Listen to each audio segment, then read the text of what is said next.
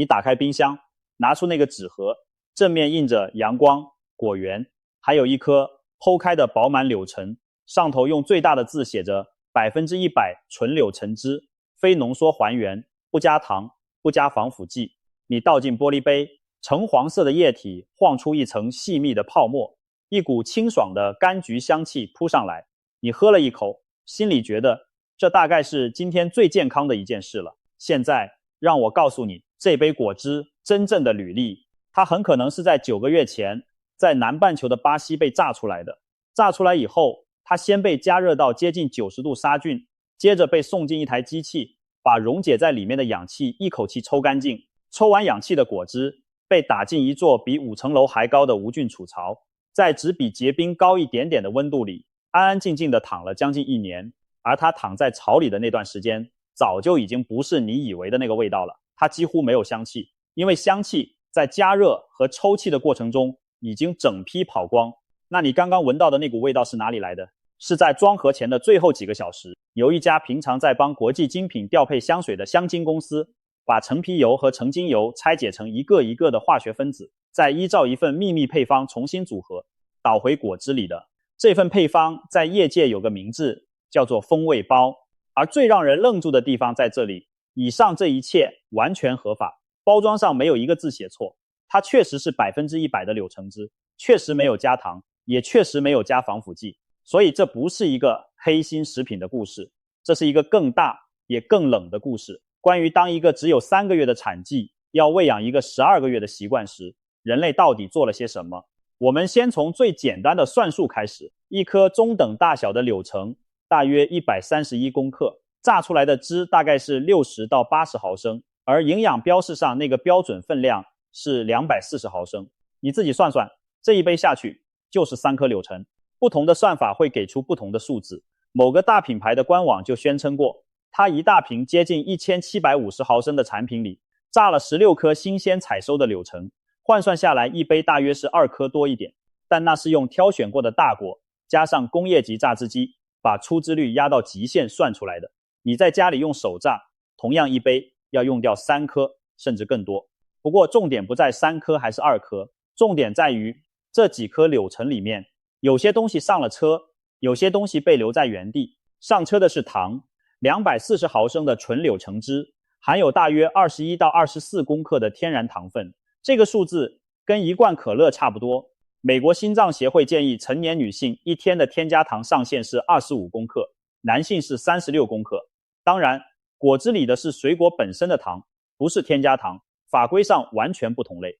但你的胰脏不看包装，被留在原地的是纤维。一颗中等柳橙含有大约3公克的膳食纤维，而同样体积的柳橙汁只剩下不到1公克。同一颗水果，纤维少了10几倍。这些纤维原本躲在果肉的细胞壁、白色的内膜和菊络里，榨汁的那一瞬间，它们被留在了滤网上。差别有多大？整颗柳橙的升糖指数大约是40，属于低升糖食物，而一杯柳橙汁的升糖指数会跳到66左右。原因很简单，在完整的果实里，糖被锁在一格一格的细胞里，你的身体必须先咀嚼，再消化，才能一点一点把糖取出来。而榨汁机在几秒钟之内就把每一个细胞壁都撞碎了，所有的糖同时获得自由。还有一件事是速度，你不太可能坐下来在90秒之内连吃3颗柳橙，但你可以在90秒之内喝完一杯果汁，而且不会觉得饱。好，这是营养学的部分。接下来我们要进工厂了。不过在进工厂之前，我们得先回答一个更奇怪的问题：人类为什么会在早餐喝柳橙汁？这件事听起来天经地义，但它其实非常年轻，而且它的起点不是营养学，是滞销。20世纪前半，佛罗里达的柑橘园扩张得太快，柳橙多到烂在树下，柳橙很难运，也很难放，成熟之后几个星期内就会坏掉。整个产业的痛苦不是产不出来，而是卖不掉。转机来自战争。1942年，美国陆军需要一种能够运到欧洲战场又不会走味的维生素 C 来源，好让士兵不要得坏血病。当时的罐装柳橙汁加热之后会变成一种近乎松节油的怪味，没有人愿意喝。佛罗里达柑橘委员会把研究任务交给一个3人小组，领头的是一位叫麦克道尔的化学家。他们的突破发生在1945年，做法是这样的：先用真空低温把果汁里的水分蒸掉，蒸到变成一团极浓的糊，然后再倒回一点点新鲜的原汁进去，就这一小步，把加热过程中飞掉的香气分子补了回来。这个动作业界叫做回天。战争在产品能够送上前线之前就结束了，但这项专利在1948年被交给了美国政府，任何公司都可以免费使用。于是整个佛罗里达炸开了。冷冻浓缩，柳橙汁在1944到1945年的产量只有5万加仑，到1947到1948年就冲上190万加仑，之后直接进入指数成长。刚好那几年，美国家庭开始普及冰箱冷冻库，刚好战后的广告工业正在起飞，刚好有大明星在电台上唱着喝一杯柳橙汁，于是一个原本为了处理过剩水果而发明的技术变成了一整个民族的早餐习惯。1947年，一位从西西里岛移民到美国的年轻人在佛罗里达创立了自己的公司。他后来想到另一条路，不浓缩，直接把新鲜果汁快速杀菌，用冷藏的方式卖，这就是后来我们熟悉的那个大品牌。从此果汁世界分成2派，一派是浓缩还原，另一派是非浓缩还原，也就是包装上常看到的那3个英文字母。而接下来的几十年，这2派打了一场我们今天还在承受后果的战争。因为要让非浓缩还原的果汁全年供应，就必须解决一个物理难题，新鲜果汁的寿命只有几天。于是储槽出现了。我们来看看果汁在工厂里真正经历了什么。第一步是榨，柳橙进到榨汁机以前，要先刮掉果皮上的精油，因为陈皮里的柠檬烯含量太高，混进果汁会产生一种灼口的苦味。榨完之后分离果肉和汁液，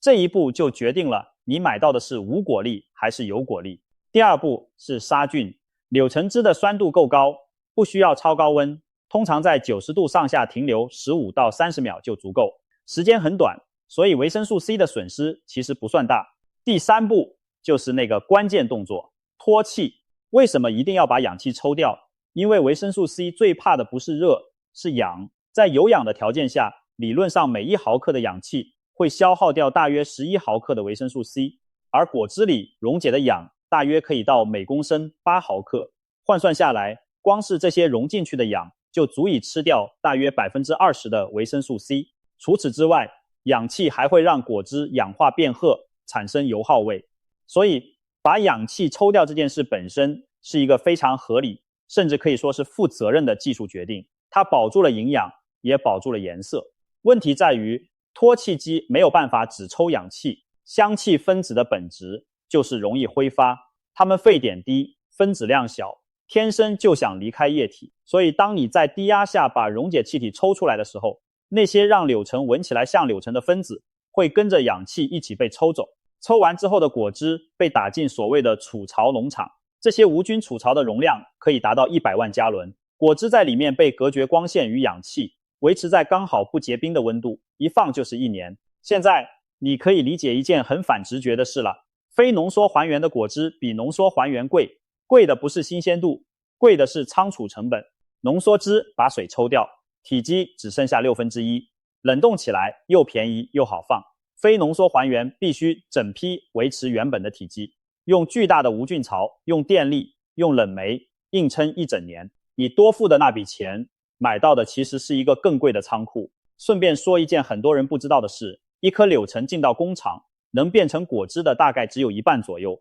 剩下的是皮、籽和渣，这些东西没有被丢掉。陈皮会被压榨出精油，里面的柠檬烯是一种很好用的天然溶剂，最后会出现在你家的柑橘味洗碗精、去污喷雾，甚至某些化妆品里。果渣则被压干，做成饲料喂给牛。所以一颗柳橙的旅程到最后其实是分叉的，一半进了你的杯子，一半进了你的水槽，还有一部分进了你餐桌上的那块牛肉。那么1年之后，从槽里出来的果汁到底变成了什么？它是甜的，是酸的，颜色也还在，但它没有味道。要理解这件事，得先知道柳橙的香气有多脆弱，又有多复杂。研究者在柑橘里找到过300多种挥发性化合物，其中真正对人类鼻子有作用的大约有36种，包括醛类、酯类、萜烯类、醇类和酮类。当中最关键的几个名字你可能没听过：丁酸乙酯带来那种水果的接近凤梨的甜香，乙醛带来一刀切开时那种扑鼻的新鲜感，柠檬烯和月桂烯撑起整个柑橘调的骨架，沉香醇带花香，癸醛带果皮的馨香。而佛罗里达大学柑橘研究中心的一位资深研究者曾经指出一件非常关键的事：柳橙的味道之所以特别难模仿，是因为这些分子没有任何一个单独闻起来像柳橙。你把丁酸乙酯单独拿出来闻，它像凤梨；你把柠檬烯单独拿出来闻，它像清洁剂；你把癸醛单独拿出来闻，那是一种辣味。柳橙的气味是几十种东西以特定比例同时出现的时候，你的大脑才会突然辨认出来的一个和弦。而抽掉氧气的那一刻，这个和弦散了。这也顺便解释了另一件事：你在市场或早餐店看着老板当场榨出来的那一杯，为什么喝起来就是不一样？因为那杯里的香气分子还在，它们正在你眼前一颗一颗的蒸发。这同时也是为什么现榨果汁必须马上喝掉，放在桌上半个小时，维生素 C 和香气就会开始一起流失，暴露在光线和空气里，流失得更快。新鲜这件事本质上是一种正在消失的状态，而工业要做的就是把一个正在消失的状态硬生生冻结一整年。于是产业必须把散掉的和弦重新弹一次，这就是风味包诞生的原因。大厂并不自己做这件事，他们找的是全球的香精香料公司，也就是同时在帮高级香水、洗衣精、口红调香的那批人。这些公司拿到的原料是橙皮油和榨汁过程中回收的橙精油，他们的工作是把这些天然来源的物质拆解成单一化学品，再依照客户要的风味轮廓重新组合起来。这份配方在最后的成品里占多少？答案小到有点好笑，业界常见的比例大约是最终产品的1/1000上下，而且加的时候还有一条红线不能碰，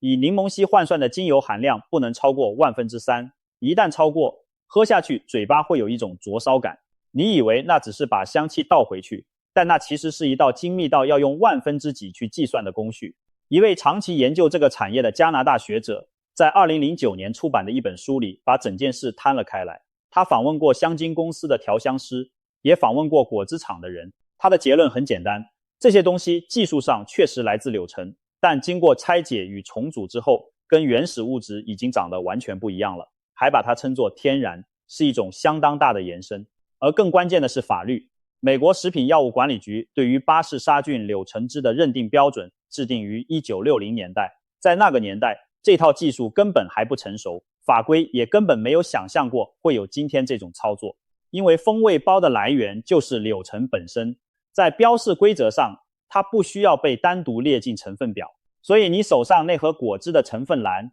可以诚实的只写3个字：柳橙汁。不同品牌的风味包配方不一样，这就是为什么你闭着眼睛也喝得出来哪个牌子。有些牌子的味道偏甜，偏糖果感，有些偏酸，偏清爽。更细的是，同一个品牌卖到不同国家，配方也会调整，因为北美消费者、拉丁美洲消费者、亚洲消费者对于什么叫做新鲜柳橙味记忆并不一样。这件事在美国被告过。2011年开始，有消费者集体控告一家大厂，主张他在包装上写的100%纯天然是误导，因为产品经过杀菌、脱气、剥除香气、长期储存，最后才调味装瓶。2013年，法官驳回了厂商主张联邦法规已经完全排除州法的说法，让案子继续往下走。但到了2019年，这场官司最后因为集体诉讼资格的技术理由被驳回。法院从来没有认定厂商说谎，法院处理的是另一个问题：你有没有权利知道？如果你以为风味包已经够工业了，那接下来这一段会让你重新认识早餐。2013年，一份美国商业媒体的调查报道揭露，可口可乐旗下一个主打天然形象的柳橙汁品牌背后跑的是一套演算法，内部代号叫做黑皮书。设计这套系统的顾问说明了它怎么运作。系统资料库里收录了组成一颗柳橙风味的600多个变数，包括酸度、甜度、各种香气成分的比例。每一批进场的原汁都会被建档、被打分，然后演算法会算出这一批要跟哪几批混多少比例，才能让最后装瓶出来的味道跟去年、跟前年、跟明年一模一样。它还会吃进气象资料，预估收成、成本压力，甚至用卫星影像监看果园，反过来通知果农哪一片地应该在哪一天采收。当时可口可乐一位采购主管讲了一句话，非常诚实，也非常冷。他说：我们的工作就是把大自然标准化，而大自然并不喜欢被标准化。现在把镜头再拉远一点，全世界的柳橙汁供应高度集中在少数几只手上，巴西是绝对的霸主。圣保罗州和米纳斯吉拉斯州西部那条柑橘带撑起了全球出口的绝大部分，而巴西的加工端长期由3大集团主导。位于马托的那座工厂，一个产季可以吃下6000万箱柳橙，而一箱是40公斤出头。榨好的汁不是装瓶运出去的，它是以散装液体的形式，透过管线灌进专门的果汁油轮。这些船的船舱里立着一根一根巨大的圆柱形不锈钢槽，全程冷藏，从桑托斯港开往欧洲和北美的港口，再灌进当地的储槽，等待调配、调味、装盒。也就是说，你早餐那一杯很可能坐过船，而且是坐在一根比你家还大的钢槽里，横渡大西洋。到这里，整个故事其实已经够魔幻了，但真正的转折是最近这10几年才发生的。这个庞大的系统正在崩塌。凶手有一个很好记的中文名字，叫做黄龙病。这是一种细菌性病害，由一种叫做亚洲柑橘木虱的小虫传播。染病的树不会马上死，它会从内部慢慢饿死，输送养分的组织被堵住，须根一批一批烂掉，结出来的果实又小又酸又绿，挂不住就掉。到目前为止没有解药。它在2005年被正式确认进入佛罗里达，然后花了20年把一个产业拆成了废墟。数字很直接，1997到1998年那个产季，佛罗里达收了2亿4400万箱柳橙，2003年还有2亿4200万箱。而2025到2026年这个产季，美国农业部一开始的预测是1200万箱，到了2026年7月的报告才勉强调升到接近1300万箱，跌幅大约是 95%。 佛罗里达大约有80%的柑橘树被验出感染。与此同时，飓风一次比一次凶。2024年底，那场飓风正面穿过佛罗里达中部，扫过了该州大约70%最高产的柑橘地，再加上土地不断被改建成住宅，果园一片一片消失。2025年，一家长期供应大厂的老牌农业公司宣布退出佛罗里达的柑橘种植，理由写得非常直白，在佛罗里达种柑橘已经不再具备经济可行性，他们过去10年的产量掉了70%多，品牌端也在流血。2025年初，那家以非浓缩还原起家的老牌果汁公司被媒体踢爆财务吃紧，母公司紧急放贷，接着进行债务重组，换来一笔新的资金活命。它同时被更便宜的对手和更高价的对手夹杀，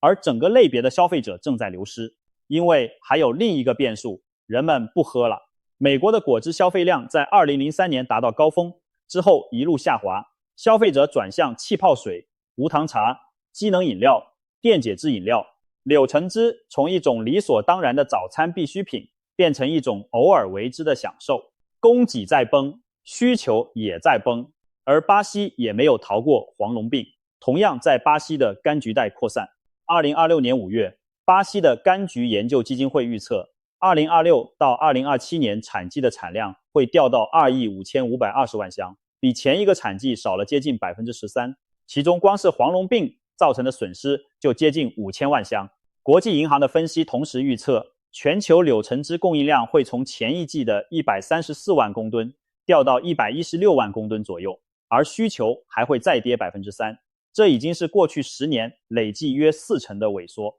那华人世界呢？台湾对于果汁的标示有一套明确的规则，果蔬汁含量达到 10% 以上的必须标示原汁含有率，才可以用果汁当品名，含量不到 10% 的品名只能叫做某某饮料，完全没有果蔬汁的必须在包装正面明显标示无果蔬汁，而且品名里要出现口味或风味这2个字。至于品质，有一套自愿性的国家标准，会检查可溶性固形物、可滴定酸度、甲醛肽、氮和灰分这几项。实验室甚至可以用同位素分析去判断一瓶标榜纯果汁的产品有没有偷加糖或偷加水。但这些规则管得住成分和比例，管不住行销语言。2026年7月，中国大陆就爆出过一次相当难堪的事件，河南多家果汁代工厂被爆料，包装上大字印着鲜果冷榨的产品，生产现场根本看不到水果，也看不到榨汁设备，实际做法是用水加浓缩原浆去调。有厂家讲得很白，低价根本不可能鲜果现榨，他们的手法是在包装上调换100%和那3个英文字母的排列顺序打擦边球。同一年5月底，另一起事件被官方媒体点名，一个零食品牌的葡萄汁、柳橙汁、苹果汁，包装正面大大写着100%果汁和非浓缩还原，翻到背面，配料表的前2项却是水和浓缩果汁。事件曝光之后，母公司说包装容易造成误解，把商品全面下架。还有一款复合果汁，强调自己添加了非浓缩还原的葡萄汁，消费者算了一下，那个成分的含量是10万分之5，换算下来，一整盒里连1滴水都不到。专家的提醒其实很简单，那3个英文字母本身不是法规上的食品名称，它是一个市场行销用语，所以才会出现添加某某含某某这种写法。真正该看的永远是背面那张配料表以及各项成分的比例。讲到这里，你可能已经准备把冰箱里那盒果汁倒掉了。先别急，因为科学这一边其实给了一个比较复杂的答案。柳橙里有一群叫做类黄酮的化合物，其中最重要的是橙皮苷。2025年底发表的一份研究，让受试者持续饮用柳橙汁之后，去分析他们免疫细胞里的基因表现，结果发现有数千个基因的活性出现变化，涉及血压调节、发炎反应、脂质代谢和细胞讯息传递。更早的研究也曾经观察到，连续4个星期每天喝500毫升柳橙汁，会让白血球的基因表现转向一种比较不容易发炎、比较不容易累积血脂的状态。总共有3422个基因受到影响。另一份汇整了15项对照试验，涵盖639位受试者的分析，则指出规律饮用纯柳橙汁跟胰岛素阻抗和低密度胆固醇的下降有关。所以柳橙汁不是毒药，它里面确实有真的东西，但请注意，这些研究的前提，他们谈的是规律而且适量的饮用，而且比较的对象通常是含糖饮料，不是整颗水果。把所有证据放在一起，一个诚实的结论大概是这样：如果你本来要喝的是可乐，那换成纯柳橙汁是一个进步；如果你本来要吃的是一颗柳橙，那换成一杯果汁是一个退步，以及那杯果汁里的香气可能不是那颗柳橙给你的。如果你还是想喝，有几件事会让它好一点。第一，看分量，一天不要超过240毫升，而那真的就是一小杯，不是一个马克杯。第二，选有果粒的，果粒里多少还留着一点纤维。第三，不要空腹喝，配着蛋、坚果或优格一起下肚，蛋白质和脂肪会把糖的吸收速度拉慢。第四，翻到背面看配料表，看第一项写的是什么，看有没有水，看原汁含有率标了多少。正面那些字是给你看的，背面那些字才是给法规看的。最后，我想留下一个更奇怪的念头，风味包这个技术最初是为了解决过剩而生的，3个月的产季，12个月的货架，1整年的储藏，把香气抽走，再把香气还回来，让每一盒的味道都一样。它是丰盛时代的产物。可是现在丰盛没有了，树在死，果园在消失，产量掉了 95%， 全球供应连年萎缩。而这套为了标准化过剩而生的系统，正在变成标准化短缺的工具。当佛罗里达的橙、巴西的橙、墨西哥的橙品质年年不同，批批不同的时候，是演算法和风味包在维持那个熟悉的味道，让你以为什么事都没有发生。好消息也不是完全没有。2026年4月，美国环保署核准了第一款用基因编辑技术改造，能够耐受黄龙病的柑橘砧木。同年6月底，农业部也解除了对它的管制。第一批苗木正在苗圃里，赶着在下一个产季之前种下去。这可能是20年来果农第一次看到一点光，但那要很多年以后才会知道答案。而在那之前，事情是这样的，你早上倒的那一杯是3颗柳橙的糖，扣掉了3颗柳橙的纤维，再加上一份由香水公司调配，在最后一刻才倒回去的气味。它合法、安全、营养标示准确，而且大概率比可乐好。只是它跟你脑海里那个画面，那个有人在阳光下把柳橙切开，直接挤进杯子里的画面，中间隔着一座储槽、一艘游轮、一套演算法和将近1年的时间。所以，真正值得问的问题，也许从来不是这杯果汁纯不纯，而是当一种食物必须被拆解、被储存、被还原，才能全年出现在你的餐桌上时，我们到底放弃了什么，又习惯了什么？下次你打开冰箱，可以想一想这件事，或者你也可以直接拿一颗柳橙，剥开它，